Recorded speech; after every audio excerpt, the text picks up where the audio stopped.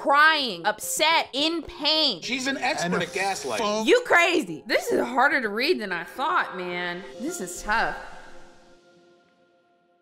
I cannot show you the beginning of this video, but the videos of Courtney Clinty physically assaulting her boyfriend are all over the internet. It is absolutely wild what the security footage caught on camera, and it is so supportive of his case. I'm not sure what happened, you know, in their apartment. There's no security footage of that, but what there are the text messages, and the text messages are shocking. Now, for a little bit of a backstory, Courtney was an OnlyFans model, very successful, pretty girl on OnlyFans, and Christian was a guy that she met and they had been dating for a while. They were in a very abusive relationship, and when you look at everything through and through, I really point a finger at Courtney. And I think when you look at some of these messages, you probably will too. If you've got 2 active brain cells, I really think that you will. And after several altercations, after several 911 calls, after several fights, Courtney ended up stabbing Christian to death, and she later calls the police and claims self-defense. But as everything is unraveling in this case, it's not looking good for Courtney.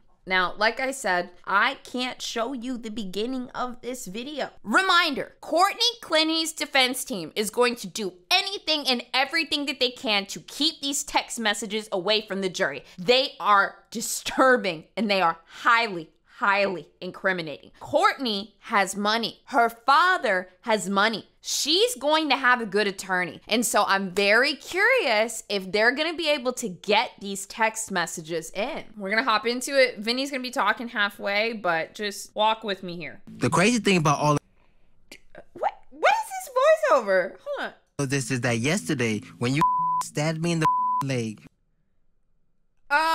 I'm gonna read this. The crazy thing about all of this is that yesterday, when you stabbed me in the leg, you saw how bad it was hurting me. And I couldn't walk, and I couldn't do shit. And you were telling me, I wish I could take your pain away. I wish it was me, not you. Bitch, this is some crazy shit. She stabbed him. Don't care what you were arguing about. Don't care. She stabbed the man, and then after stabbing him, he's crying, upset, you know, in pain. And she says, oh my God, I'm so sorry. I'm so sorry I did that. I lost it. I'm sorry, baby. I wish it was me. I wish I could take the pain away.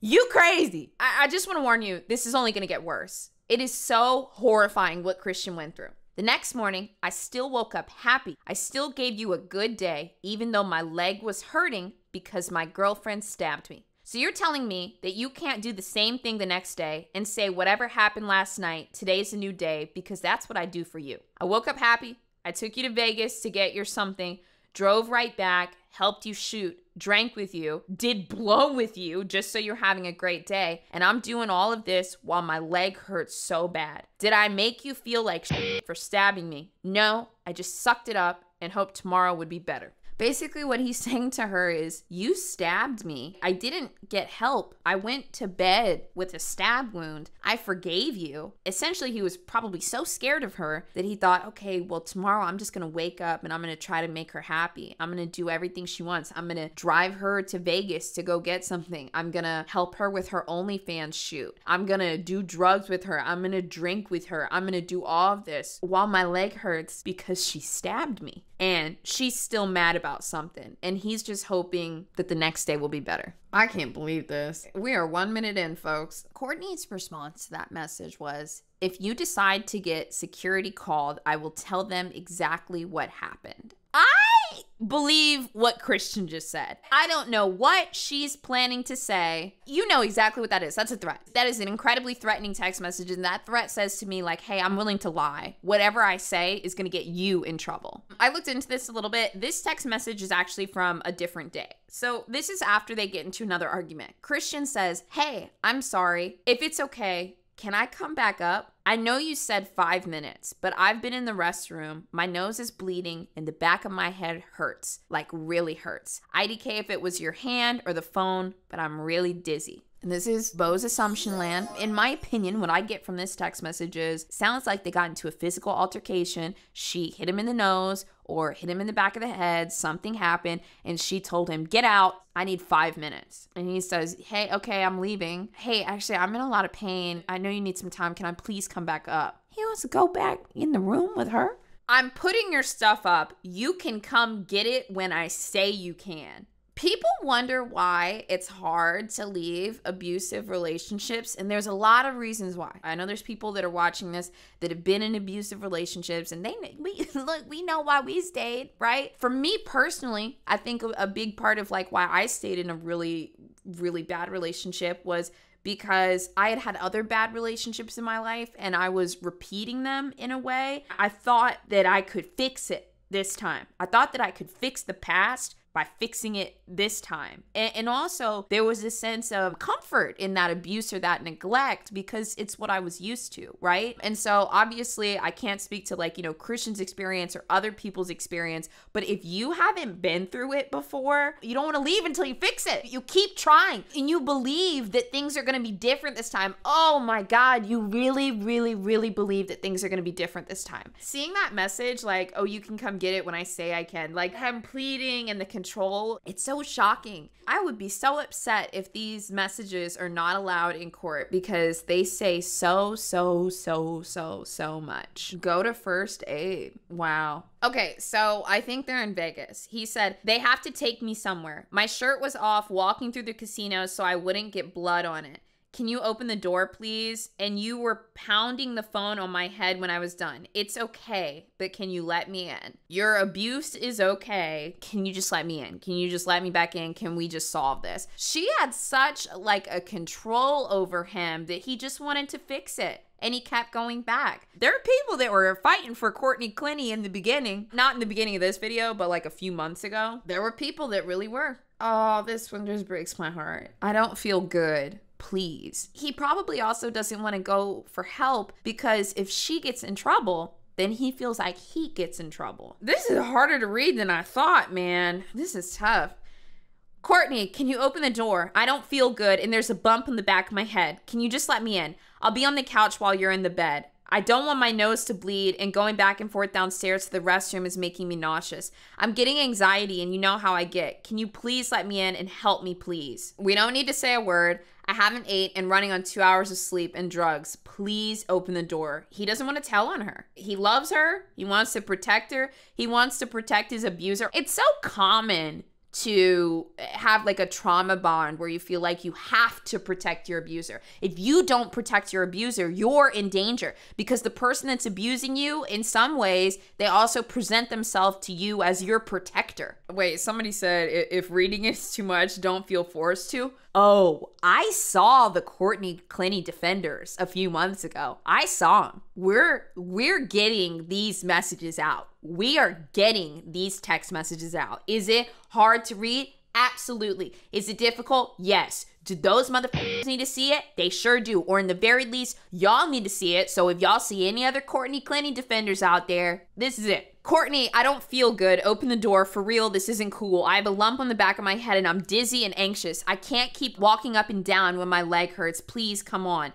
Oh, I forgot. He had been stabbed the night before. Courtney, can you please come and get me? I'm not feeling too hot and I need to lay down with this ice pack. I can't see straight. I've been sitting in the restroom for an hour. He will not seek medical treatment. He's not doing it. He won't throw her under the bus. Courtney, this is f***ed up. I have a lump in my head. I'm bleeding and having anxiety. Can you answer your phone? So he's calling her phone over and over and over again. Courtney, can you let me in? You hit me in the face with the phone, then continue to hit me in the back of the head with the phone. Now I have a lump. I'm bleeding, throwing up. Think I got a mild concussion and I have anxiety. I slept in the restroom for 2 hours and I'm just lost beyond words. All I hope for is a better tomorrow. You can let me in or not. I apologized before you said you were kicking me out and you spit on me. No matter how mad and tough it gets, you don't treat the one that you love that way. State fair is tomorrow. Be ready. He has been physically and mentally abused, and he says, I'm hoping for a better tomorrow. We're still going to the fair tomorrow. Let's see what Courtney said. I'm getting a little nervous. Well, I'm really sorry, Christian. I hope you're okay. I'm sorry for hitting you in the face, in the back of your head, and spitting on you. Aww. Is it right? No. You just pissed me off, but still love you. I don't know about the fair anymore. Maybe I'll have a change of heart after some rest. The latch will be off. I'm going to bed. Don't say anything until the morning. We can talk then. So finally, she, I guess, calms down and says, I'll leave the door unlocked. You can come sleep on the couch. Don't talk to me. You pissed me off, and that's what happens when you piss me off. I just read these texts, and I'm truly very sorry for responding like that when you were in pain. I should have let you in clearly. I didn't realize you might have had a mild concussion. I should have just come back with the medicine. I love you. I'll be back soon. A physically violent abuser that cannot control their emotions. At the slightest inconvenience, a horrible, violent monster comes out of her, and then hours later, she realizes, oh no, I love you. Why did I do that? You're a sociopath. If this is you, you need help. This is part of the reason why I like to talk about these cases, so that you can look at the people around you, look at the patterns that you're in, and also maybe even look at your own patterns, because I know that some people that are watching, maybe in a way, you go through some patterns that you don't like that you're not looking at. Courtney Clinty's patterns were staring her right in the face. There was no excuse for this. Wow. All right. Let her have it, Vinny. Will the jury see any of that? Should the jury see Please. any of Do you think that those text messages should be admitted into this court case? If you were on the jury, would that sway your opinion? Let's bring back in our think tank. Bring them in. Daryl Cohen. Make sure she doesn't love me. I want her to hate me. Keep me at arm's length. There's a lot of stuff like this. There was another incident in Vegas. Will the jury, should the jury hear this in this murder trial? Y-E-S. Yes. Exclamation point. Yes. Of course it'll be litigated because the prosecution wants it and they want to keep it out. Yeah, But should the jury hear that? Can he get a fair trial if the jury hears about all of her prior alleged abuse? Oh my God. It would be so shocking. It would be heartbreaking if she had a very, very good defense team, got off on self-defense, and then the jury members came out and later saw some of this publicly available information online. I would be absolutely devastated. I would be like, how could the court system keep this out? Let's see what this chick has to say, because she's giving me defense attorney vibes. Well, I mean, I think actually those text messages cut both ways, right? Okay. I mean, I think that... Explain to me. Hold on. I told you. Molly Parmer, criminal defense attorney. And reminder, she's just doing her job, right? So the criminal defense attorney, they're gonna try to keep those text messages out of the case by any means necessary. That's priority number one. But if the text messages do come through, they're gonna try to say, how do we swing this in our favor? How do we make this a little bit confusing? How do we stir the pot? Let's see what she says her little tactic would be. He's got stabbed in the leg. She's an expert at gaslighting. Phone She said, in his head. He's got a lump and a concussion, and he's bleeding. It's only a mild concussion. I think that one thing with this relationship that we've seen in all of the prior instances is that they never separate. They never just leave each other be. They continue to go back to each other. Wouldn't work. And so if the defense is saying, look, victims of abuse go back to their abuser. Right. So these videos right here, this is why people were eating up Courtney Clinty, because they saw her crying and they said, oh my God, he must have done something wrong. I don't believe him. Who's going back to, I think the guy with the lump, the guy who was beat up in the elevator, the guy who got stabbed in the leg, goes back to her. So let's ask you, when's it his fault for going back?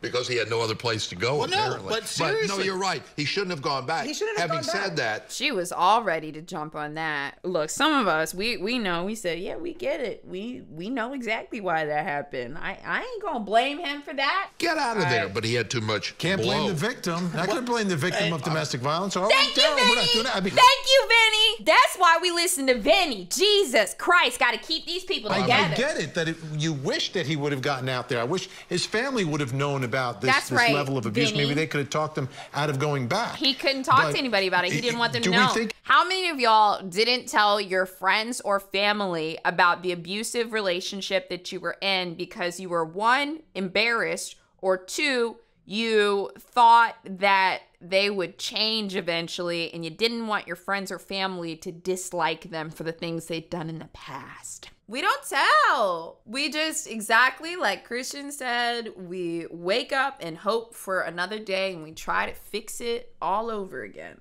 I mean, if the jury hears that stuff, I see her self-defense goes away. It's called self-offense.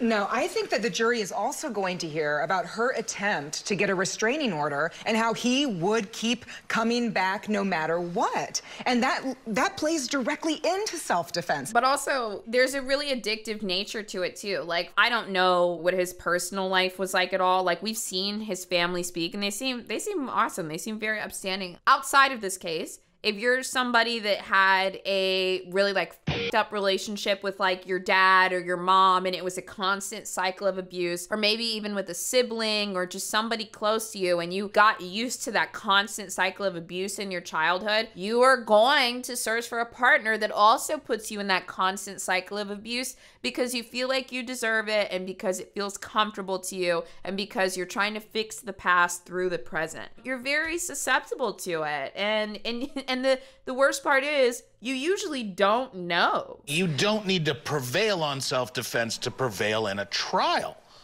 As long as it's too muddy for the jury to really know or believe anything. I'm it's hard looking them for to- one instance where she has like one instance where she is the victim of him. Yeah. I haven't seen it yet. True. I haven't heard it yet. Exactly.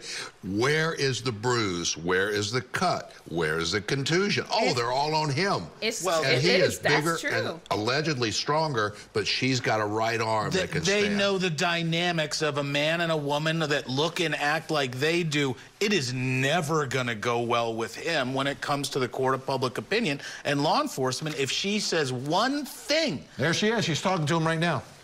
Yeah. It's absolutely confirmation bias from law enforcement if they were to approach this and see a large African-American man talking to a little petite lady. He's gonna be the violent one 9 times out of 10. I encourage you to keep up with this trial. I encourage you to keep up with the details of the trial. I'll try to walk along with you on it. And I'm trying to think of what I'm allowed to say and not allowed to say. Don't let Courtney Clinton get away with this. That's it. I'm saying that.